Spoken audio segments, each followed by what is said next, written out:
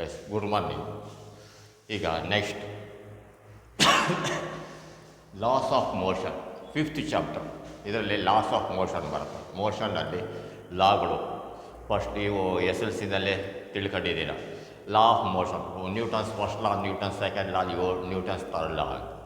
ಈಗ ಅದ್ರ ಬಗ್ಗೆ ಇನ್ನೂ ಸ್ವಲ್ಪ ಡೀಟೈಲಾಗಿ ಸ್ಟಡಿ ಮಾಡೋದು. ಸೇಮ್ ಅದೇ ಎಸ್ ಎಲ್ ಸಿಲಿ ಏನಿದೆಯೋ ಅದೇ ಫಸ್ಟ್ ಪಿ ಯು ಸಿನಲ್ಲೂ ಇದೆ. ಲಾ ಆಫ್ ಮೋಷನ್, ನ್ಯೂಟನ್ಸ್ 3 ಲಾಗಳು ಸಹ ಇದೆ.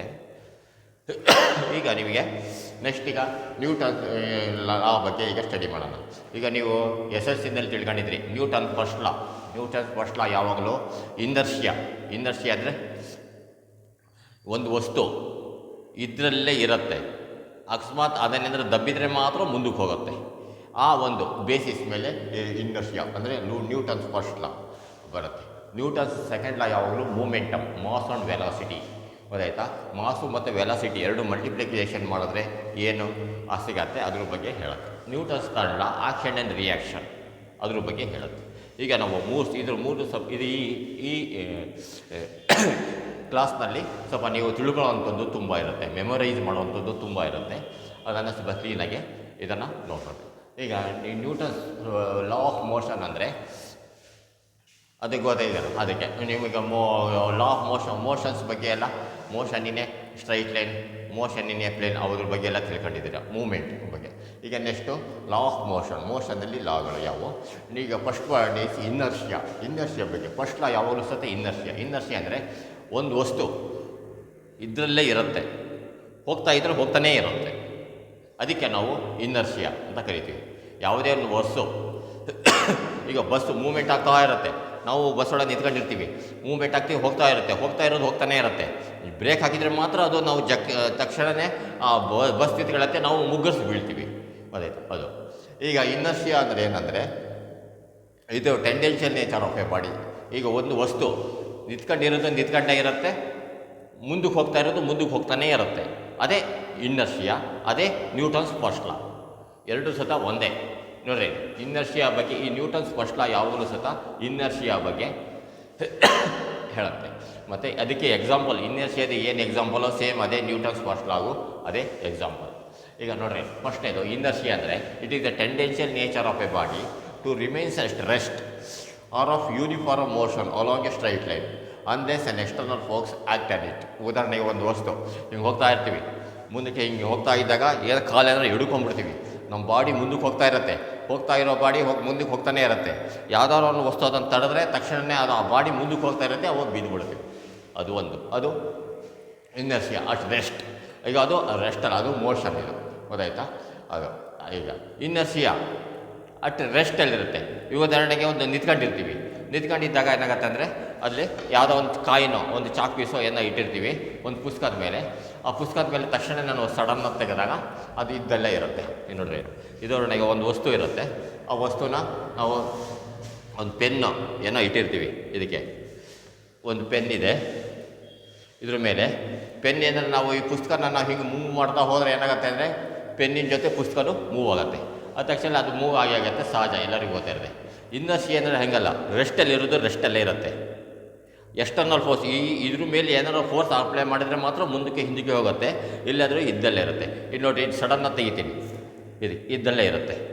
ಉದಾಹರಣೆಗೆ ಇನ್ನೊಂದು ಪುಸ್ತಕ ಇದ್ರ ಮೇಲೆ ಇರುತ್ತೆ, ಸಡನ್ನಾಗಿ ಪುಸ್ತಕ ತೆಗಿತೀನಿ, ಪೆನ್ ಇದ್ದಲ್ಲೇ ಇರುತ್ತೆ, ಇದು ಮಾತ್ರ ಪುಸ್ತಕ ಮಾತ್ರ ಮೂವ್ ಆಗಿರುತ್ತೆ. ಗೊತ್ತಾಯ್ತಾ?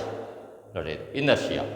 ಸಡನ್ನಾಗಿ ನೀವು ಇವಾಗ ಎಕ್ಸ್ಪೆರಿಮೆಂಟ್ ಮಾಡಿ ನೋಡಿರಿ, ಒಂದು ಪುಸ್ತಕ ಒಂದು ಪೆನ್ ಇಟ್ರಿ ಮೇಲ್ಗಡೆ, ಯಾವುದಾದ್ರು ಒಂದು ಕಾಯಿನೋ ಪೆನ್ನೋ ಏನಾರು ಇಟ್ರಿ, ಇದನ್ನು ಸಡನ್ನಾಗಿ ಈ ಪುಸ್ತಕನ ತೆಗೆದಾಗ ಪೆನ್ ಮಾತ್ರ ಇದರಲ್ಲೇ ಇರುತ್ತೆ. ಆ್ಯಕ್ಚುಲಾಗಿ ಎಲ್ಲ ಏನು ತಿಳ್ಕೊತಾರೆ, ಈ ಪುಸ್ತಕ ತೆಗೆದರೆ ಪುಸ್ತಕದ ಜೊತೆ ಪೆನ್ನು ಸ್ವಲ್ಪ ಮುಂದಕ್ಕೆ ಹೋಗುತ್ತೆ, ಹಾಗೆ ಹೋಗ್ಬಿಡುತ್ತೆ ಅಂತ ತಿಳ್ಕೊಂಡಿರ್ತಾರೆ.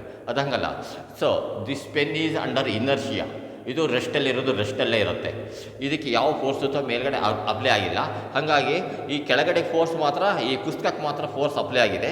ಹಾಗಾಗಿ ಸಡನ್ನಾಗಿ ಹಿಂಗೆ ತೆಗೆದ್ರೆ ಈಗ ಪೆನ್ನು ಇದರಲ್ಲೇ ಇರುತ್ತೆ, ಹಾಗಿರುತ್ತೆ. ಗೊತ್ತಾಯ್ತಾ? ಜೋರಾಗಿ ಹಿಂಗೆ ತೆಗಿಬೇಕು, ನೋಡಿ, ತೆಗಿತೀವಿ, ಇದು ಇದ್ದಲ್ಲೇ ಇರುತ್ತೆ. ಗೊತ್ತಾಯ್ತಾ? ಸೊ ಇನರ್ಷಿಯಾ ಇದೆ tendential nature of a body to remains at rest. ನೋಡಿ, ಇದು ಹಿಂಗೆ ತೆಗೆದ್ರೆ ರಿಮೈನ್ಸ್ ಅಟ್ ರೆಸ್ಟಲ್ಲೇ ಇರುತ್ತೆ. ಆರ್ ಆಫ್ ಯೂನಿಫಾರ್ಮ್ ಮೋಷನ್ ಅಂದರೆ ಬಸ್ ಒಳಗಡೆ ಕೂತ್ಕೊಂಡಿರ್ತೀವಿ, ಅದು ಬಸ್ ಮೂವ್ ಆಗ್ತಾ ಇರುತ್ತೆ, ಬಸ್ ಮುಗಿದ ನಮ್ಮ ಬಾಡಿನೂ ಮೂವ್ ಆಗ್ತಾ ಇರುತ್ತೆ. ಮೂವ್ಮೆಂಟ್ ಆಗಿರೋದು ಮೂವ್ಮೆಂಟಲ್ಲೇ ಆಗ್ತಿರುತ್ತೆ. ಬಸ್ ನಿಂತ್ಕೊಳ್ಳುತ್ತೆ, ಆದರೆ ಒಳಗಡೆ ಬಾಡಿ ಇರೋದು ಏನಾಗುತ್ತೆ, ಅದು ನಮ್ಮ ಒಳಗಡೆ ಇರೋ ಬಾಡಿ ಮಾತ್ರ ಮುಂದಕ್ಕೆ ಹೋಗ್ತಾನೆ ಇರುತ್ತೆ. ಅದು ಇದು along a straight line or uniform motion along a straight line unless an external force ಆಗ್ತಾನೆ ಅದ್ರ ಮೇಲೆ ಫೋರ್ಸ್ ಆಗದೇ ನಿಂತಿರೋ ಬಾಡಿ ನಿಂತಲ್ಲೇ ಇರುತ್ತೆ, ಮೂವ್ಮೆಂಟ್ ಆಗಿರೋ ಬಾಡಿ ಮೂವ್ಮೆಂಟ್ ಆಗಿ ಇರುತ್ತೆ ಅಂತ ಅರ್ಥ. ಇದನ್ನು ಕನ್ನಡದಲ್ಲಿ ಕರೆಕ್ಟಾಗಿ ಹೇಳೋದಾದರೆ, ಯಾವುದೋ ಒಂದು ಬಾಡಿ, ಯಾವುದೊಂದು ವಸ್ತು ನಿಂತಿರೋದು ನಿಂತಲ್ಲೇ ಇರುತ್ತೆ, ಮೂವ್ಮೆಂಟ್ ಆಗಿರೋದು ಮೂವ್ಮೆಂಟ್ ಆಗಿರುತ್ತೆ. ಅದಕ್ಕೆ ಎಕ್ಸ್ಟರ್ನಲ್ ಫೋರ್ಸ್, ಬೇರೆ ಏನಾರ ಫೋರ್ಸ್ ಕೊಟ್ಟರೆ ಮಾತ್ರ ನಿಂತಿರೋದು ಮೂವ್ಮೆಂಟ್ ಆಗಿ ಬರುತ್ತೆ, ಅಥವಾ ಮೂವ್ಮೆಂಟ್ ಆಗಿರೋದು ನಿಂತಿರುತ್ತೆ. ಗೊತ್ತಾಯ್ತಾ? ನಿಂತಿರೋ ಬಾಡಿ ನಿಂತಲ್ಲೇ ಇರುತ್ತೆ, ಮೂವ್ಮೆಂಟ್ ಆಗಿರೋದು ಮೂವ್ಮೆಂಟಲ್ಲೇ ಇರುತ್ತೆ. ಅದಕ್ಕೆ ಎಕ್ಸ್ಟ್ರಾ ಫೋರ್ಸ್ ಏನಾರು ಕೊಡೋ ತನಕ ಅದು ಹಾಗೆ ಇರುತ್ತೆ ಅಂತ ಅರ್ಥ. ಗೊತ್ತಾಯ್ತಾ? So inertia is the tendential nature of a body to remains at rest or of uniform motion along a straight line unless an external force act on it. ಗೊತ್ತಾಯ್ತಾ? Mass is the measure of inertia. ಆ measure of mass ಎದುರು ಆ body mass ಇರುತ್ತಲ್ಲ, ಅದು ಈ measure of inertia, ಅದರದ್ದೊಂದು measure, ಅದು ಆ ಮೆಜರ್ನಲ್ಲೇ ಇದನ್ನು ಇನರ್ಷಿಯನ್ನು ನಾವು ಡಿಫೈನ್ ಮಾಡೋದು. ಗೊತ್ತಾಯ್ತಾ? ಅದು ಸೇಮ್ ಅದು ಇದು ಈ ನ್ಯೂಟನ್ಸ್ ಫಸ್ಟ್ ಲಾ ಎರಡು ಒಂದೇ ಥರ ಇರುತ್ತೆ. ಗೊತ್ತಾಯ್ತಾ? ಇದಕ್ಕೆ ಎಕ್ಸಾಂಪಲ್, ಇನರ್ಷಿಯಾಗೆ ಎಕ್ಸಾಂಪಲ್ ಫಾರ್ ದ ಇನರ್ಷಿಯಾ. ಈಗ ನಾನು ಕೊಟ್ಟಿದ್ದಲ್ಲ, ಇದು pen, coin kept on the body. Coin ಬದಲಿ ಪೆನ್ ಇಟ್ಟಿದ್ದೀನಿ ಅಷ್ಟೇ. ಪೆನ್ ಅಥವಾ ಆ coin kept on a body and it is on the table ಮೇಲೆ ಇಟ್ಟಿರ್ತೀವಿ. ನಾವು ಕೈ ಮೇಲೆ ಇಟ್ಕೊಂಡೆ, ಅದು ಟೇಬಲ್ ಮೇಲೆ ಇಟ್ಟಿರ್ತೀವಿ. ಗೊತ್ತಾಯ್ತಾ? When a book take away suddenly in horizontal position the coin fall down and does not moves with the body. ಗೊತ್ತಾಯ್ತಾ? ವಿತ್ ದ ಬುಕ್ ಜೊತೆ ಅದು ಮೂವ್ ಆಗಲ್ಲ. It is due to inertia. ಗೊತ್ತಾಯ್ತಾ? A coin kept on a book and it is on the table. When the book take away suddenly in horizontal position the coin fall down and does not move with the book. It is due to the inertia. ಅದು just ಎರಡನೇ example. ಏನಂದರೆ a passenger sitting in the bus feels a backward jerk when the bus suddenly starts moving. This is due to the inertia. ನೋಡಿ, ನಿಂತಿದ್ದಾಗ bus ಏನಿರುತ್ತೆ ತಕ್ಷಣ move ಆಗಿಬಿಡುತ್ತೆ. ಅವಾಗ ಏನಾಗುತ್ತೆ, ಹಿಂಗಡೆ backward jerk ಹೊಡೆಯುತ್ತೆ. ಅದು ಡ್ಯೂ ಟು ದ ಇನರ್ಷಿಯಾ. ಅದೇ ರೀತಿ ಇನ್ನೊಂದು ಬರಬೇಕು. A bus in a moving bus when the brakes suddenly brakes applied the body moves forward and the bus suddenly stops. This is due to the inertia. ನಿಮ್ಮದೇ own example ಯಾವ್ದಾರ ಕೊಡ್ಬೋದು. ಗೊತ್ತಾಯ್ತಾ? This is the example for the inertia. ಇದಕ್ಕೆ ಮತ್ತು ಇದನ್ನು ಕ್ಲೀನಾಗಿ ಇದನ್ನು ಜ್ಞಾಪಕ ಇದನ್ನು 3 ಸರಿ ಓದಬೇಕು. ಮೆಮೊರೈಸಿಂಗ್ ಪಾರ್ಟಲ್ಲಿ ಇದು ಭಾಳ ಇಂಪಾರ್ಟೆಂಟು.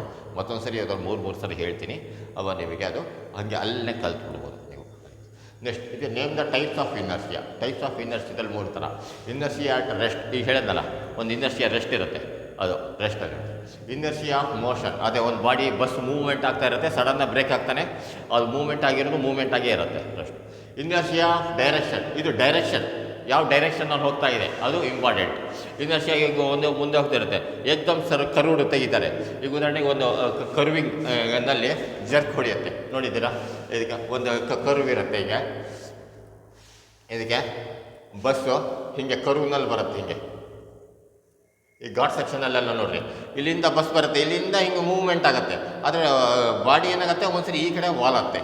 ಗೊತ್ತಾಯ್ತಾ? ಇದು ಡೈರೆಕ್ಷನ್ನಿಗೆ ಹೋಗುತ್ತೆ. ಈಗ ಕರುವಿನಲ್ಲಿ ನಮ್ಮ ಬಾಡಿ ಆ ಕಡೆ ಕಿಟಕಿ ಕಡೆ ಅದಕ್ಕೆ ವಾಲತ್ತೆ ನಮ್ಮ body.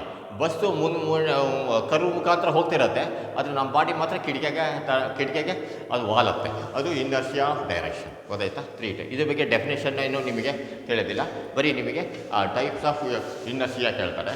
Inertia of rest, inertia of motion and inertia of direction. ಇದನ್ನು ನೀವು ಕ್ಲಿಯರಾಗಿ ಗಮನ ಮಾಡಿ. ಗೊತ್ತಾಯ್ತು? ಇದಕ್ಕೆ ಇನ್ನೂ ಸುಮಾರು ಎಕ್ಸಾಂಪಲ್ಗಳಿದೆ. ಯಾಕಂದರೆ ಒಂದು ಬಾಡಿ ಮೂವ್ಮೆಂಟ್ ಆಗ್ತಾ ಇರುತ್ತೆ, ಎಕ್ಸಾಂಪಲ್ ಕಾಲನ್ನು ಸಿಕ್ಬಿಡುತ್ತೆ ಕೆಳಗಡೆ, ಎಡುಕೊಂಡ್ಬಿಡ್ತೀರೋ, ಬಿದ್ದುಬಿಡ್ತೀರ ಅದು. ಮತ್ತು ಇನ್ನೊಂದು ಬೈಕಲ್ಲಿ ಫಾಸ್ಟಾಗಿ ಹೋಗ್ತಾ ಇರ್ತೀರ, ಏಕ್ದಮ್ ಸಡನ್ನಾಗಿ ಬ್ರೇಕ್ ಹಿಡಿತೀವಿ, ಅದು ನಮ್ಮ ಬಾಡಿ ಏನಾಗುತ್ತೆ ಸೂತ ಮುಂದಕ್ಕೆ ಹೋಗುತ್ತೆ. ಗೊತ್ತಾಯ್ತಾ? ಅದು ನೀವು you can give any number of examples. ನಿಮಗೆ ಹೊಸ ಎಕ್ಸಾಂಪಲ್ಗಳನ್ನೆಲ್ಲ ಕೊಡ್ಬೋದು. ಗೊತ್ತಾಯ್ತಾ? ಅದು ಯಾವುದೋ ಅಂತಲ್ಲ, ಎಲ್ಲ ಕಡೆ ಸುಮಾರು ಇದರಲ್ಲೇ ಬೈಕಲ್ಲಿ ಕಾರಲ್ಲೆಲ್ಲ ಹೋಗ್ತಿರ್ತೀರ, ಕಾರಲ್ಲಿ ಹೋಗ್ತಿದ್ದಂಗೆ ಸ್ಟೇರಿಂಗ್ ಇರುತ್ತೆ ಮುಂದೆ, ಸ್ಟೇರಿಂಗಲ್ಲಿ ಹೋಗ್ತಿರ್ತಾರೆ, ಏಕ್ದಮ್ ಬ್ರೇಕ್ ಹಿಡಿತಾನೆ, ಅವ್ರು ಸ್ಟೇರಿಂಗ್ ತೆಗೆದಿದ್ದೆ ಅದಕ್ಕೆ ಬಡಿದ್ಬಿಡುತ್ತೆ. ಅದು ಆಕ್ಸಿಡೆಂಟ್ ಆಗೋ ಚಾನ್ಸಸ್ಗಳಿರ್ತವೆ. ಅದು it is due to the movement of inertia. ಇದು ಇನರ್ಷಿಯಾ ಅದಕ್ಕೆ ಇನರ್ಷಿಯಾ ಅಂದರೆ ಒಂದು ವಸ್ತು ಹೋಗ್ತಾನೆ ಇರುತ್ತೆ, ನಿಂತಲ್ಲೇ ಇರುತ್ತೆ. ಅದಕ್ಕೆ ಎಕ್ಸ್ಟ್ರಾ ಫೋರ್ಸ್ ಅಪ್ಲೈ ಮಾಡೋ ತನಕ ಅದು ನಿಂತಲ್ಲೇ ಇರುತ್ತೆ, ಹೋಗ್ತಾನೆ ಇರುತ್ತೆ ಅಂತ ಅದು ಡೆಫಿನೇಷನ್. ಗೊತ್ತಾಯ್ತು? ನೆಕ್ಸ್ಟ್ ಸೇಮ್ ಇದೇ ಡೆಫಿನೇಷನ್ನು ಇದು ನ್ಯೂಟನ್ಸ್ ಫಸ್ಟ್ ಲಾ ಅನ್ನೋದು ಸಹ ಇನರ್ಷಿಯಾ ಬಗ್ಗೆನೇ ಅದನ್ನು ಡಿಫೈನ್ ಮಾಡೋದು. ಅಂದರೆ ಇನರ್ಷಿಯಾ ಅಂದರೆ ನೀವು SLC-ನಲ್ಲೆಲ್ಲ ಕೇಳಿದ್ದೀರ. Everybody continues to be either in the state of rest or of uniform motion along a straight line unless compelled by an external force to act otherwise. ಗೊತ್ತಾಯ್ತಾ? ಅದೇ ಸೇಮ್ ನಾನು ಈಗೇನು ಡೆಫಿನೇಷನ್ ಹೇಳಿದ್ರು ಅದೇ. Everybody continues to be either in the state of ರೆಸ್ಟಲ್ಲೇ ಇರಲಿ, or of uniform motion along a straight ಲೈನಲ್ಲಿ ಮೂವ್ಮೆಂಟಲ್ಲೇ ಇರಲಿ.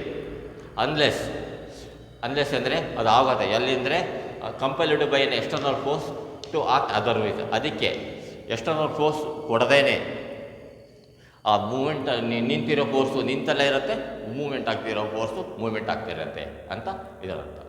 ಅದೇನು ಈ ಯಾವುದೋ ಒಂದು ಬಾಡಿಗೆ, ಯಾವುದೋ ಒಂದು ಆಬ್ಜೆಕ್ಟಿಗೆ ಎಕ್ಸ್ಟರ್ನಲ್ ಫೋರ್ಸ್ ಅದಕ್ಕೆ ಕೊಡದೇನೆ ನಿಂತಿರೋ ಫೋರ್ಸು ನಿಂತಿರೋ ಆಬ್ಜೆಕ್ಟು ನಿಂತಲ್ಲೇ ಇರುತ್ತೆ, ಮೂವ್ಮೆಂಟ್ ಆಗ್ತಿರೋ ಆಬ್ಜೆಕ್ಟು ಮೂವ್ಮೆಂಟ್ ಆಗ್ತಿರುತ್ತೆ ಅಂತ ಅರ್ಥ. This is Newton's first law. ಗೊತ್ತಾಯ್ತಾ? Everybody continues to be either in the state of rest or of uniform motion along a straight line unless compelled by an external force to act otherwise. ನೀವು SLC-ನಲ್ಲಿ ಏನಾರ ನೀವು ಬೇರೆ ಕಡೆ ಕೇಳಿದರೆ ನೀವೇನಾರು SLC-ನಲ್ಲಿ ಬೇರೆ ಥರ ಏನಾರ ಡೆಫಿನೇಷನ್ ಇದ್ದರೆ ಅದನ್ನೇ ಬರೀಬೋದು. ಇದಕ್ಕೆ ಎರಡು ಒಂದೇ. SLC ಇರೋ ಡೆಫಿನೇಷನ್ನು PUC-ನಲ್ಲಿರೋ ಡೆಫಿನೇಷನ್ ಎರಡೂ ಸಹ ಒಂದೇ ಇದೆ. ಹೌದಾಯ್ತಾ? ಇದು ಸ್ವಲ್ಪ ಈಸಿ ಮೆಥಡಲ್ಲಿ ಹೇಳಿದೆ. ಆಯ್ತಾ? Next first law. ಇದು ಫಸ್ಟ್ ಲಾ ಮತ್ತು ಅದು ಡೆಫಿನೇಷನ್ ಇದೆ, ಕ್ಲೀನಾಗಿ ಕಲ್ತ್ಕೊಳ್ಳಿ. Next one is Newton's second law. Newton's second ಲಾಗೆ ಏನಾಗುತ್ತೆ ಅಂದರೆ ಅದು ಮೂಮೆಂಟಮ್ ಬಗ್ಗೆ ಹೇಳುತ್ತೆ, ಮಾಸು ಮೂಮೆಂಟಮ್. ಇದಕ್ಕೆ ಈ ಮಾಸು ಮತ್ತು ಮೂಮೆಂಟಮ್ ಹೇಳಬೇಕಾದ್ರೆ ಕೆಲವೊಂದು ಎಕ್ಸಾಂಪಲ್ಗಳು ಬೇಕಾಗುತ್ತೆ. ಉದಾಹರಣೆಗೆ ಇಲ್ಲೊಬ್ಬ ವ್ಯಕ್ತಿ ಇರ್ತಾನೆ. ಹೀಗೆ ಇಲ್ಲೇನಾಗತ್ತೆ ಅಂದರೆ ಹೀಗೆ ಇಲ್ಲೊಬ್ಬ ನಿಂತಿರ್ತಾನೆ.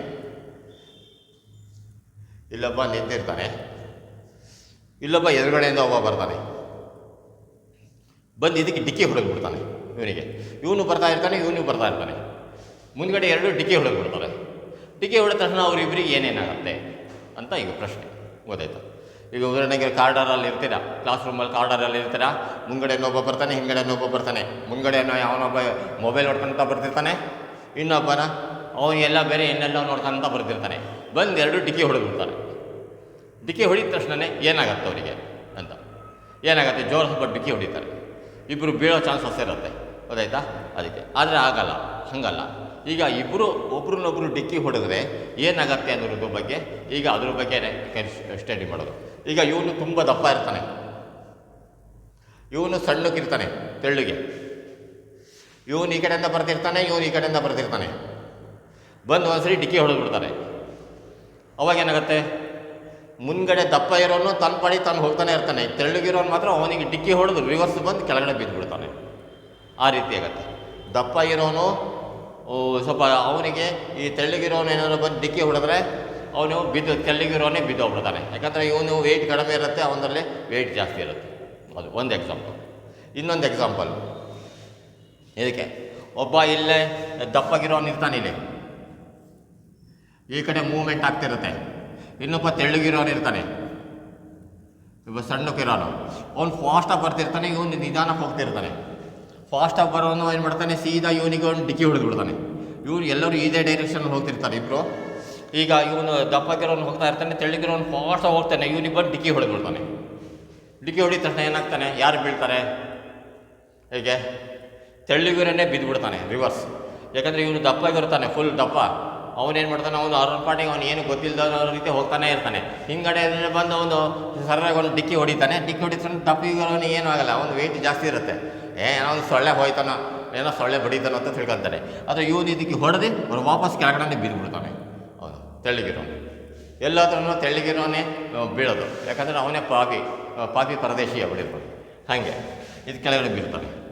ಇನ್ನೊಂದು ಎಕ್ಸಾಂಪಲ್ ಉದಾಹರಣೆಗೆ, ಇನ್ನೊಂದು ಎಕ್ಸಾಂಪಲ್ ಏನಂದರೆ, ಇಲ್ಲಪ್ಪ ತೆಳ್ಳಗಿರ್ತಾನೆ, ಇಬ್ಬರು ತೆಳ್ಳಗಿರೋರು ಬಿದ್ದರೆ ಹೆಂಗೆ ನೋಡ್ರಿ, ಇಲ್ಲಪ್ಪ ತೆಳ್ಳಗಿರ್ತಾನೆ, ಇಲ್ಲಪ್ಪ ತೆಳ್ಳಗಿರ್ತಾನೆ, ಇವನು ಸ್ವಲ್ಪ ಫಾಸ್ಟಾಗಿ ಬಂದಿರ್ತಾನೆ, ಫಾಸ್ಟಾಗಿ ಇವನು ಒಂದು ಸ್ವಲ್ಪ ಸ್ಲೋ ಹೋಗಿರ್ತಾನೆ, ಇವನು ಸ್ವಲ್ಪ ಫಾಸ್ಟಾಗಿ ಬರ್ತಿರ್ತಾನೆ, ಬಂದು ಇವನಿಗೆ ಡಿಕ್ಕಿ ಹೊಡೆದ್ಬಿಡ್ತಾನೆ. ಡಿಕ್ಕಿ ಹೊಡಿದ ಏನು ಮಾಡ್ತಾನೆ, ಇವನು ಇಲ್ಲಿ ನಿಂತ್ಕೊಂಡಿರ್ತಾನೆ, ಇವನು ಸ್ವಲ್ಪ ಮುಂದಕ್ಕೆ ಹೋಗ್ತಾನೆ, ಇವನು ಮುಂಗಡೆ ಬಿದ್ದು ಬಿಡ್ತಾನೆ. ಅಂದರೆ ಇವನು ಸ್ವಲ್ಪ ಮುಂದಕ್ಕೆ ಹೋಗ್ತಾನೆ, ಬೀಳೋದಿಲ್ಲ, ಯಾಕಂದರೆ ಇವನು ತೆಳ್ಳಗೋ ಇವನು ತೆಳ್ಳಗೆ ಒಂದೇ ಸೈಜ್ ಇರ್ತಾರೆ. ಅದಕ್ಕೆ ಅದು ಒಂದು ಎಕ್ಸಾಂಪಲ್, ಗೊತ್ತಾಯ್ತಾ? ಹಾಗೆ ಇದರಲ್ಲಿ ಏನಾಯ್ತಂದರೆ ಇವನು ಯಾಕೆ ಬೀಳ್ತಾನೆ, ದಪ್ಪಾಗಿರೋನು ಯಾಕೆ ಬೀಳ್ತಾನೆ, ತೆಳ್ಳಗಿರೋನು ಯಾಕೆ ಬೀಳ್ತಾನೆ. ಅಕಸ್ಮಾತ್ ಇದೇ ರೀತಿ ಇಬ್ಬರೂ ದಪ್ಪ ಇದ್ದರು ಏನಾಗತ್ತಂದರೆ, ಒಬ್ಬ ದಪ್ಪಾಗಿದ್ದ, ಒಬ್ಬ ತೆಳ್ಳಗಿದ್ದ ನೋಡ್ರಿ, ಒಬ್ಬ ದಪ್ಪಾಗಿರ್ತಾನೆ, ಇನ್ನೊಬ್ಬ ತೆಳ್ಳಗಿರ್ತಾನೆ. ಈ ದಪ್ಪಾಗಿರೋನು ಬಂದು ಈ ತೆಳ್ಳಗಿರೋನಿಗೆ ಡಿಕ್ಕಿ ಹೊಡೆದ್ಬಿಡ್ತಾನೆ. ಅವಾಗ ಏನಾಗತ್ತಂದರೆ ದಪ್ಪಾಗಿರೋನು ತನ್ನ ಪಾಡಿ ತಾನು ಹೋಗ್ತಾನೆ ಇರ್ತಾನೆ, ತೆಳ್ಳಗಿರೋನು ಮಾತ್ರ ಸಿಕ್ಕಾಪಟ್ಟೆ ಫಾಸ್ಟಲ್ಲಿ ಮುಗ್ಗಿಸಿ ಹೋಗೋದು ಬಿದ್ದುಬಿಡ್ತಾನೆ. ಗೊತ್ತಾಯ್ತಾ? ಅದನ್ನು ನೋಡಿದೆ ಸರಿ. ದಪ್ಪಾಗಿರೋನು ಫಾಸ್ಟಾಗಿ ಬಂದು ಏನಾದ್ರು ತೆಳ್ಳಗಿರೋರಿಗೆ ಡಿಕ್ಕಿ ಹೊಡೆದ್ರೆ ತೆಳ್ಳಗಿರೋನು ಫಾಸ್ಟಾಗಿ ಮುಗ್ಗರಿಸಿ ಬಿದ್ದುಬಿಡ್ತಾನೆ ಹೇಗಡೆ. ದಪ್ಪಾಗಿರೋನು ತನ್ನ ಪಾಡಿ ತಾನು ಹೋಗ್ತಾ ಇರ್ತಾನೆ, ಅವನಿಗೇನು ಏನೂ ಆಗಿಲ್ಲನೋ ಅನ್ನೋ ರೀತಿ ಹೋಗ್ತಾ ಇರ್ತಾನೆ. ಗೊತ್ತಾಯ್ತಾ? ಅದು ಒಂದು ಎಕ್ಸಾಂಪಲ್ ನೋಡಿರಿ. ಇವು 4-5 ಎಕ್ಸಾಂಪಲ್ಗಳು ನೋಡಿರಿ.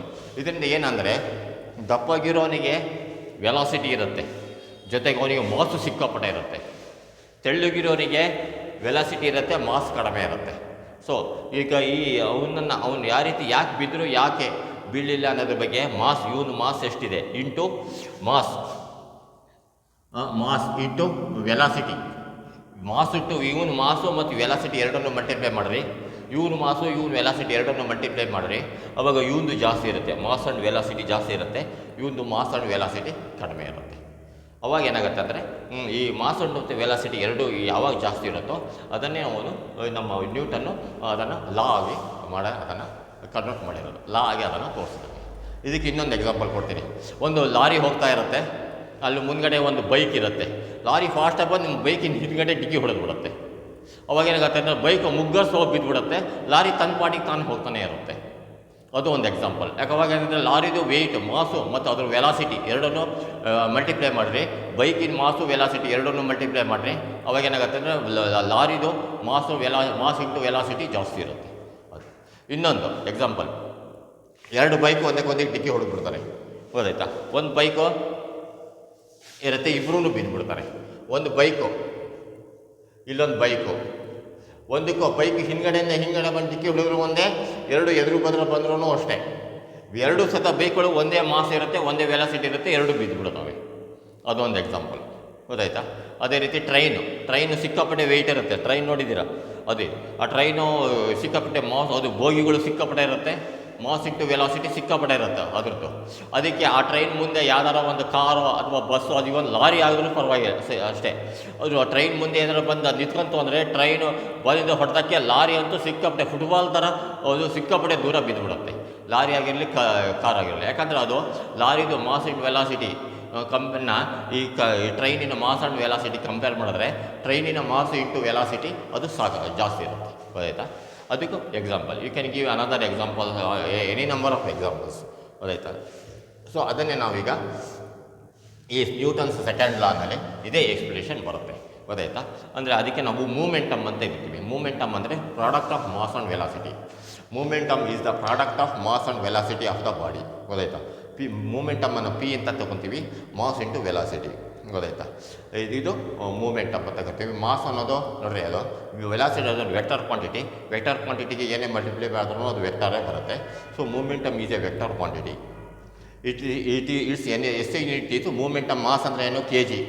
ವೆಲಾಸಿಟಿ ಅಂದರೆ metre per second, K G metre per second. ಇವು ಮೂಮೆಂಟಮ್ಗೆ ಫಸ್ಟ್ ಚಾಪ್ಟರ್ನಲ್ಲಿ ನಿಮಗೆ ಎಲ್ಲ ಒಂದಿಷ್ಟೆಲ್ಲ ಲಿಸ್ಟ್ ಇದೆ, ಅದರಲ್ಲಿ ಯಾವುದೇ ಯೂನಿಟ್ ಅಂತ ಅದನ್ನು ನೀವು ಕಲೀಲೇಬೇಕು. ಅದನ್ನು ತೋರಿಸ್ತಿದ್ದೀನಿ. ಇದು P = M into V, mass and velocity. Momentum define momentum ಅಂತ ಕೇಳ್ತಾರೆ. Momentum is the product of mass and velocity. ಆಯಿತಾ? ಅದು ನ್ಯೂಟನ್ ಫಸ್ಟ್ ಲಾನಲ್ಲೇ ಬರುತ್ತೆ. ಇಂಪಾರ್ಟೆಂಟ್ ಪಾಯಿಂಟ್ಸ್ ಇದಕ್ಕೆ CET-ನಲ್ಲಿ ಕೇಳ್ತಾರೆ. ಏನಂದರೆ momentum is a vector quantity, momentum is a scalar or vector ಅಂತ ಕೇಳ್ತಾರೆ. It is a vector quantity. Its SI unit is kilometre per second ಇದು. And its dimensional formula is mass ಇದೆ, kg ಇದು mass ಇದೆ, metre ಅಂದರೆ length ಇದೆ, time per second ಬಂದಿದೆ, ಅವಾಗ T to the power of -1, m to the power of 1, l to the power of 1, t to the power of -1 dimension formula. ಅದೇ next one is Newton's law for second law. ಇದಕ್ಕೆ Newton's second ಲಾನೇ ಇದ್ರ ಬಗ್ಗೆ ಹೇಳುತ್ತೆ. The rate of change of momentum of a body is directly proportional to the applied force and takes place in the direction of force. ನೋಡಿರಿ, rate of change of momentum of a body, ಈಗ ಒಂದು ದಪ್ಪನೇ ಒಂದು example ಕೊಡೋಣ. ದಪ್ಪಾಗಿರೋನಿಗೆ ಇದು mass into velocity ಜಾಸ್ತಿ ಇರುತ್ತೆ. Rate of change of momentum of a body, momentum ಅಂದರೆ mass into velocity, ಈ directly proportional to the force applied. ಒಂದು ಮೂಮೆಂಟಮ್ ಜಾಸ್ತಿ ಇರೋನಿಗೆ ಜಾಸ್ತಿ ಫೋರ್ಸ್ ಬೇಕು, ಕಡಿಮೆ ಇರೋನಿಗೆ ಕಡಿಮೆ ಫೋರ್ಸ್ ಬರಬೇಕು. ಗೊತ್ತಾಯ್ತಾ? ಟ್ರೈನು ಬರ್ತಾ ಇರುತ್ತೆ, ಟ್ರೈನಿಗೆ ಮೂಮೆಂಟಮ್ ಜಾಸ್ತಿ ಇರುತ್ತೆ, ಅದ್ರ ಮಾಸ್ ಆ್ಯಂಡ್ ವೆಲಾಸಿಟಿ ಜಾಸ್ತಿ ಇರುತ್ತೆ, ಅದ್ರದ್ದು ಫೋರ್ಸು ಜಾಸ್ತಿ ಇರುತ್ತೆ. ಮಾಸ್ ಆ್ಯಂಡ್ ವೆಲಾಸಿಟಿ ಮೂಮೆಂಟಮ್ ಅದು is directly proportional to the force ಜಾಸ್ತಿ ಇರುತ್ತೆ. ಮಾಸ್ ಇಂಟು ವೆಲಾಸಿಟಿ ಜಾಸ್ತಿ ಆದಷ್ಟು ಅದ್ರ ಫೋರ್ಸ್ ಜಾಸ್ತಿ ಆಗುತ್ತೆ. ಮಾಸ್ ಇಂಟು ವೆಲಾಸಿಟಿ ಕಡಿಮೆ ಆದಷ್ಟು ಮಾಸ್ ಇಂಟು ವೆಲಾಸಿಟಿ ಕಡಿಮೆ ಇರುತ್ತೆ. ಈಗ ಟ್ರೈನ್ ಹೋಗ್ತಾ ಇರುತ್ತೆ, ಹಿಂದ್ಗಡೆಯಿಂದ ಸೈಕಲಲ್ಲಿ ಬಂದು ಟ್ರೈನಿಗೆ ಒಂದು ಗುದ್ದು ಬಿಡ್ತಾನೆ, ಆವಾಗ ಟ್ರೈನ್ ಬಿದ್ದೋಗುತ್ತಾ ಸೈಕಲ್ ಬಿದ್ದೋಗುತ್ತಾ ನೋಡಿ. ಯಾಕಂದರೆ ಸೈಕಲ್ ಬಿದ್ದೋಗುತ್ತೆ, ಸೈಕಲಲ್ಲಿ ಮಾಸ್ ಇಂಟು ವೆಲಾಸಿಟಿ ಕಡಿಮೆ ಇರುತ್ತೆ, ಡೈರೆಕ್ಟ್ಲಿ ಪ್ರೊಪೋರ್ಷನಲ್. ಟ್ರೈನಲ್ಲಿ ಮಾಸ್ ಇಂಟು ವೆಲಾಸಿಟಿ ಜಾಸ್ತಿ ಇರುತ್ತೆ. ಹಾಗಾಗಿ ಏನಾಗುತ್ತೆ ಅಂದರೆ the rate of change of momentum of a body is directly proportional to the force and takes place in the direction of force. ಯಾವ direction ಹೋಗ್ತೋ ಅದೇ ಡೈರೆಕ್ಷನಲ್ಲೇ ಹೋಗುತ್ತೆ. ಟ್ರೈನು ಯಾರ ಕಾರಿಗೆ ಬಂದು ಡಿಕ್ಕಿ ಹೊಡೆದ್ರೆ ಟ್ರೈನ್ ಯಾವ ದಿಕ್ಕಿಗೆ ಹೋಗ್ತಾ ಇರುತ್ತೋ ಅದೇ ದಿಕ್ಕಿಗೆ ಆಕ್ಸಿಡೆಂಟ್ ಆಗಿರೋ ಕಾರು ಸಹ ಹೋಗ್ತಾ ಇರುತ್ತೆ. ಗೊತ್ತಾಯ್ತಾ? Takes place in the direction of force applied. ಗೊತ್ತಾಯ್ತಾ? The rate of change of momentum of a body is directly proportional to the force and takes place in the direction of force applied. Explanation ಇದಕ್ಕೇನೆಂದರೆ force causes on the object to accelerate. ನೋಡಿರಿ, force ಇದೆಯಲ್ಲ ಅದು ಒಂದು object ಮೇಲೆ ಡಿಕ್ಕಿ ಹೊಡೆದ್ರೆ ಅದು accelerate ಆಗುತ್ತೆ. ಆಬ್ಜೆಕ್ಟ್ ಟು ಆಕ್ಸಿಲರೇಟ್ ಆಗೋಕ್ಕೆ ಫೋರ್ಸನ್ನು ಬರುತ್ತೆ. ಗೊತ್ತಾಯ್ತಾ? ಹೌದು.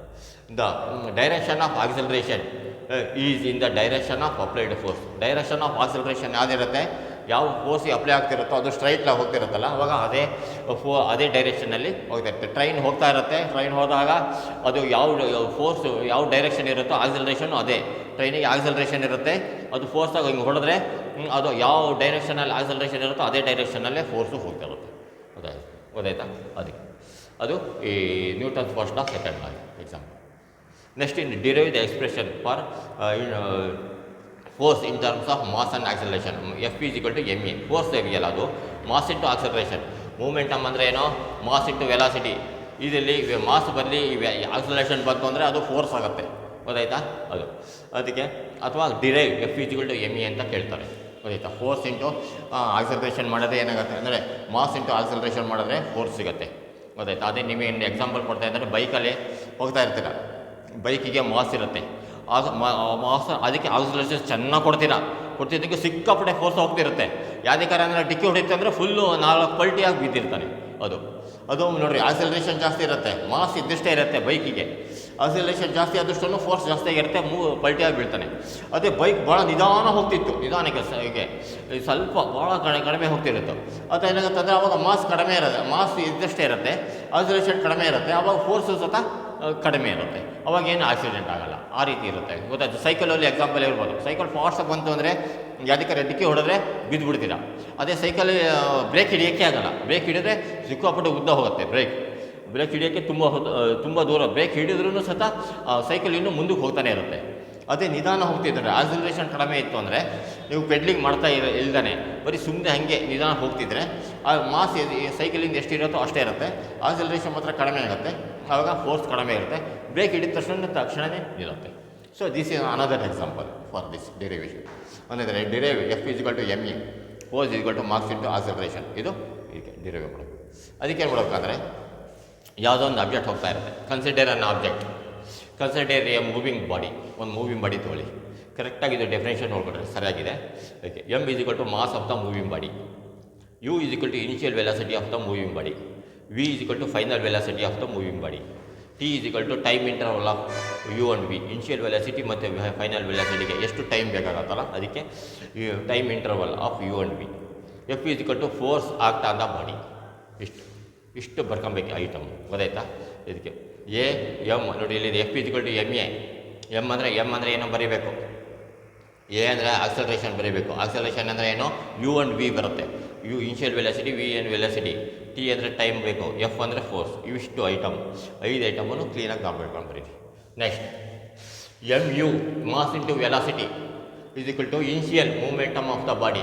ಯು ಅಂದರೆ ಇನಿಷಿಯಲ್ ವೆಲಾಸಿಟಿ, ಇದಕ್ಕೆ ಮಾಸ್ ಮಲ್ಟಿಪ್ಲೈ ಮಾಡಿದ್ರೆ initial momentum of the body. M V is equal to final momentum of the body. Next ಇದಕ್ಕೆ ಡಿಫ್ರೆನ್ಸ್ ಮೂಮೆಂಟಮ್ ಇದರಲ್ಲಿ ಕಳಿಬೇಕು. M u v minus M u, m v ಯಾವಾಗಲೂ final velocity ಜಾಸ್ತಿ ಇರುತ್ತೆ, ಅವಾಗ m V minus M U is equal to change in momentum change ಆಗುತ್ತೆ. ಎಷ್ಟು difference. therefore and mv minus mu by t ಅಂದರೆ change in momentum divided by t ಅಂದರೆ ಏನು, rate of change of momentum. Rate ಅಂದರೆ ಯಾವಾಗಲೂ divided by time. So rate of change of momentum. So according to the Newton second ಲಾ ನೋಡ್ರಿ, second law ಪ್ರಕಾರ rate of change of momentum of a body ಇದೆ ನೋಡ್ರಿ, second law ಗೊತ್ತಾಯ್ತಾ. The rate of change of momentum of a body, ಅದು the rate of change of momentum of a body is directly proportional to the applied force. Rate of change of momentum of a body directly proportional to the applied force ಅಂದರೆ ಇದು rate of change of momentum ಅಂದರೆ ಇದು ಹೌದಾ. Applied force ಅಂದರೆ F ಅದು. So F ಅನ್ನು ಏನು ಮಾಡ್ತೀವಿ, ಫಸ್ಟ್ ಬರ್ಕೊಂತೀವಿ. Rate of change of momentum ಅಂದರೆ m E minus M U by t ಅಂತ ಬರ್ಕೊಂತೀವಿ. ಈಗ ನೆಕ್ಸ್ಟ್ ಇದನ್ನು ಎಮ್ ಕಾಮನ್ ಇದೆ, ಕಾಮನ್ ತೆಗೆದರೆ u minus v by t. U minus v ಅಂದರೆ changing velocity by time. Velocity by time ಅಂದರೆ ಯಾವಲ್ಲ acceleration.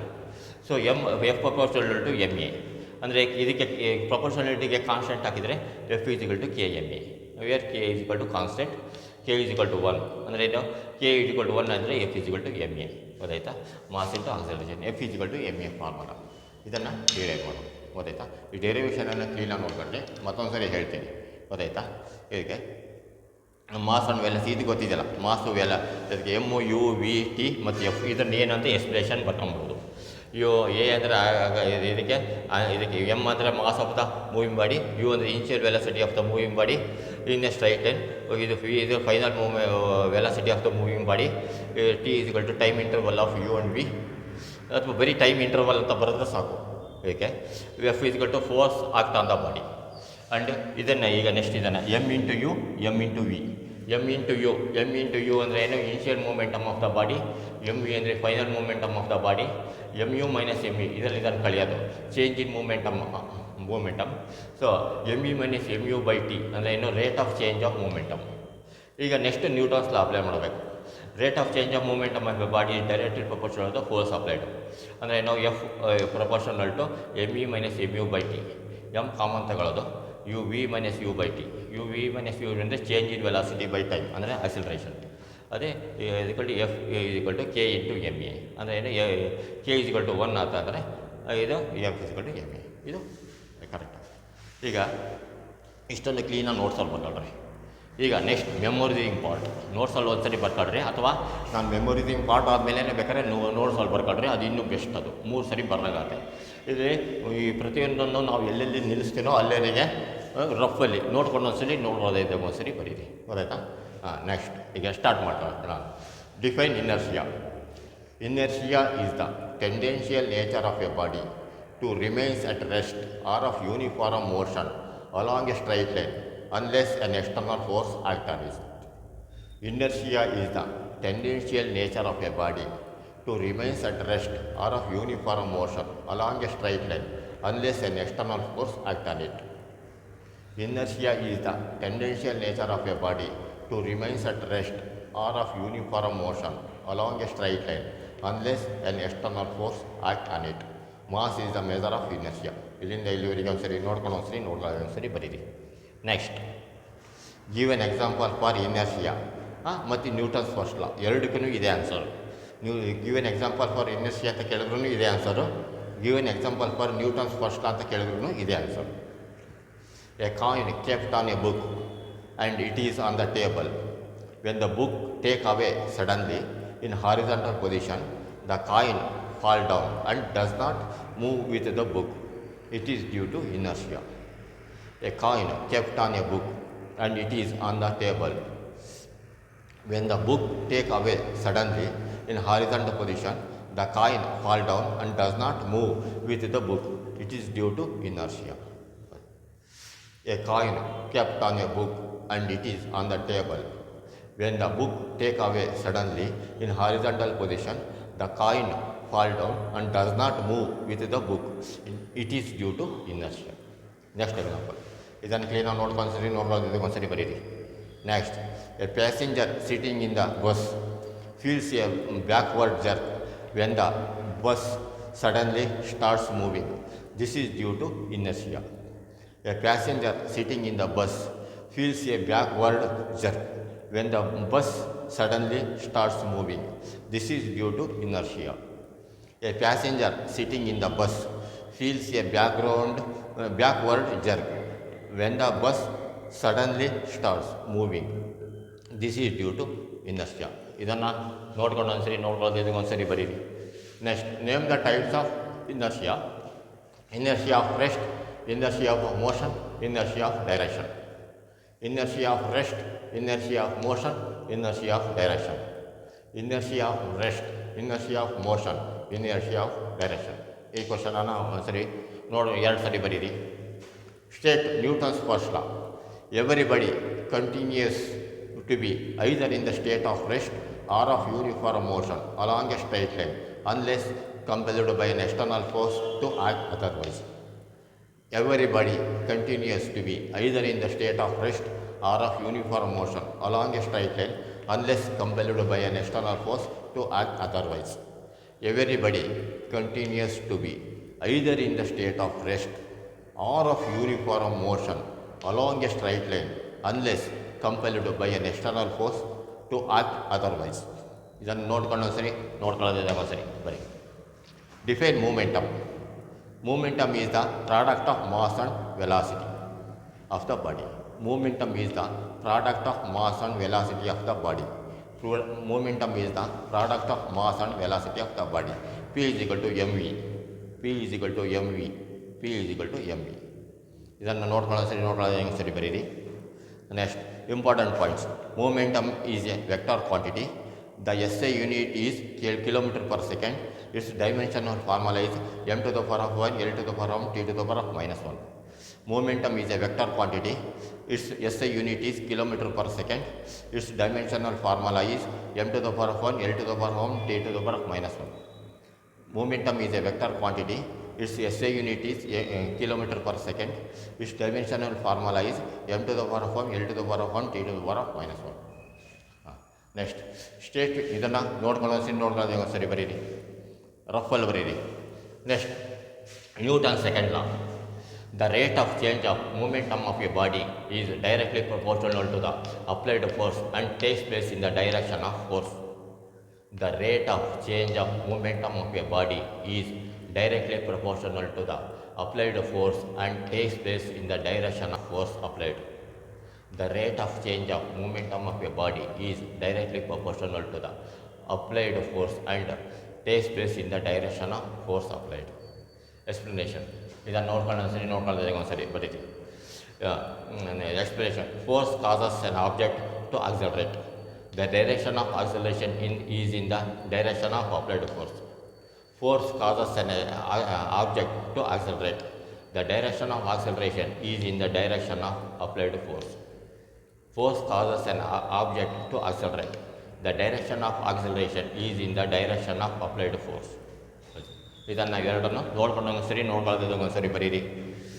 Derive an expression for the force in terms of mass and acceleration or derive F is equal to ma ಅಂತ ಕೇಳ್ತಾರೆ. Next, ಇದನ್ನು ಕ್ಲೀನಾಗಿ ನಾವು ಕೇಳ್ಕೊಳ್ರಿ. ಇಲ್ಲಿಂದ ಇಲ್ಲಿವರೆಗೆ ಒಂದ್ಸರಿ ಬರೀಬೇಕು, ಅಲ್ಲಿಂದ ಇಲ್ಲಿವರೆಗೆ, ಇಲ್ಲಿಂದ ಇಲ್ಲಿವರೆಗೆ, ಗೊತ್ತಾಯ್ತಾ? 3 ಸ್ಟೆಪ್ಪಲ್ಲಿ ಬರೀಬೇಕು. ಕ್ಲೀನಾಗಿ ನಾವು ಕೇಳ್ಕೊಳ್ರಿ. Consider a moving body. m is equal to mass of the moving body, u is equal to initial velocity of the moving body in a straight line, v is equal to final velocity of the moving body, t is equal to time interval of u and v, f is equal to force act on the body. Consider a moving body. m is equal to mass of the moving body, u is equal to initial velocity of the moving body in a straight line, v is equal to final velocity of the moving body, t is equal to time interval of u and v, f is equal to force act on the body. m is equal to mass of the moving body, u is equal to initial velocity of the moving body in a straight line, v is equal to final velocity of the moving body, t is equal to time interval of u and v, F is equal to force ಆಗ್ತಾ ಅಂದ body. ಇಲ್ಲಿಂದ ಇಲ್ಲಿವರೆಗೆ ನೋಡ್ಕೊಂಡು ಒಂದ್ಸರಿ ನೋಡೋದು ಇದ್ದಂಗೆ ಒಂದ್ಸರಿ ಬರೀರಿ. ಎಷ್ಟು M you is equal to initial momentum of the body, M V is equal to final momentum of the body, M V minus M U is equal to change in momentum of the body, M V minus M U by T is equal to rate of change of momentum of the body. M U is equal to initial momentum of the body, M V is equal to final momentum of the body, M V minus M U is equal to change in momentum of the body, M U minus M U by T is equal to rate of change of momentum according to the Newton's. ಇಲ್ಲಿಂದ ಇಲ್ಲಿವರೆಗೆ ಬರೀರಿ. ಇದಕ್ಕೆ ಇಲ್ಲಿಂದ ಇಲ್ಲಿವರೆಗೆ ನೋಡ್ಕೊಂಡ್ಸರಿ ಒಂದ್ಸರಿ ಬರೀರಿ. Next, according to the Newton second law, rate of change of momentum is directly proportional to the force applied. F P proportional to M E minus M U by T, F proportional to M into V minus you by T, F proportional to M A, F is equal to K M A, F is equal to M A. According to the Newton's second law, rate of change of momentum proportional applied force, rate of change of momentum proportional to applied force, F proportional to M E minus M U by T, F proportional M E minus M U by T, F proportional M into V minus you by T, F proportional M into V minus you by T, F proportional M A, F is equal to K M A and K is equal to constant. If K is equal to 1 then F is equal to M A. That's all. ಇದನ್ನು ನಾವು ನೋಡ್ಕೊಳ್ಳೋದೊಂದ್ಸರಿ ಒಂದ್ಸರಿ ಬರೀರಿ, ಕ್ಲೀನಾಗಿ ಬರೀರಿ. ಅವಾಗ ಏನಾಗುತ್ತೆ ಅಂದರೆ ಇಲ್ಲಿಂದ ಇಲ್ಲಿ ಒಂದ್ಸರಿ ನೋಡ್ಕೊಂಡ್ರೆ ನಿಮಗೆ ಅದೆಲ್ಲ ಬಂದ್ಬಿಡುತ್ತೆ. ನೋಡ್ಕೊಂಡು ನೋಡ್ಕೊಳ್ಳೋದಕ್ಕೆ ಒಂದ್ಸರಿ ರಫಲ್ಲಿ ಬರೀಲೇಬೇಕು. ಅಷ್ಟನ್ನು ಒಂದು ಸರಿ ನೋಟ್ಸಲ್ಲಿ ಬರೀಬೇಕು. ಒಟ್ಟಿಗೆ 3 ಸರಿ ನೀವು ಬರೆದಿರಬೇಕು, ನಿಮ್ಮ ರಿಟರ್ನಲ್ಲಿರುತ್ತೆ. ಇದನ್ನೆಲ್ಲ ಕೇಳ್ಕೊಂಡಾರ ನೋಟ್ಸಲ್ಲಿ ಬರೀರಿ, ಅಥವಾ ಮುಂಚೆನೇ ನೋಟ್ಸಲ್ಲಿ ಬಂದು ಆಮೇಲೆ ಮೆಮೊರೈಸಿಂಗ್ ಪಾರ್ಟ್ನಲ್ಲಾರ ಬೇಕಾದ್ರೆ ಬರೀರಿ.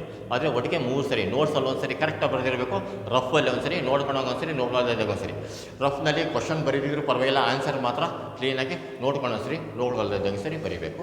ಹಾಗಾಗಿ ಅದನ್ನು ಚೆನ್ನಾಗಿ ಅದನ್ನು ಅರ್ಥ ಮಾಡ್ಕೊಂಡ್ರೆ ಕ್ಲೀನಾಗಿ ಬರುತ್ತೆ. ಅದು ಅವಾಗ ಈಸಿಯಾಗಿ ನಿಮಗೆ ಆಗುತ್ತೆ. ಇದು ಭಾಳ ಇಂಪಾರ್ಟೆಂಟ್ ಇದೆ, ಆಯಿತಾ. ಸಿ ಇ ಟಿನಲ್ಲೆಲ್ಲ ನಿಮಗೆ ಇದನ್ನು ಕೇಳ್ತಾರೆ. ಈಗ ಯಾವ್ದಾರ ಒಂದು ಎಕ್ಸಾಂಪಲ್ ಕೇಳ್ತಾರೆ, ಇದಕ್ಕೆ momentum is a vector quantity, scalar quantity ಅಂತೆಲ್ಲ ಸಿ ಇ ಟಿನಲ್ಲಿ ಈ ಥರದ್ದು ಇಂಪಾರ್ಟೆಂಟ್ ಪಾಯಿಂಟ್ಸ್ಗಳಿರ್ತಾವಲ್ಲ ಅವೆಲ್ಲ ಕೇಳ್ತಾರೆ. ಎಕ್ಸ್ಪ್ಲನೇಷನ್ಗಳು ಕೆಲವೊಂದೆಲ್ಲ ಕೇಳಿ 4 ಚಾಯ್ಸಸ್ ಇರ್ತವೆ, ಅದನ್ನೆಲ್ಲ ಕೇಳೋ ಚಾನ್ಸಸ್ ಇರುತ್ತೆ. ಹಾಗಾಗಿ ಓಕೆ ದಟ್ಸ್ ಆಲ್. ಬಾಯ್.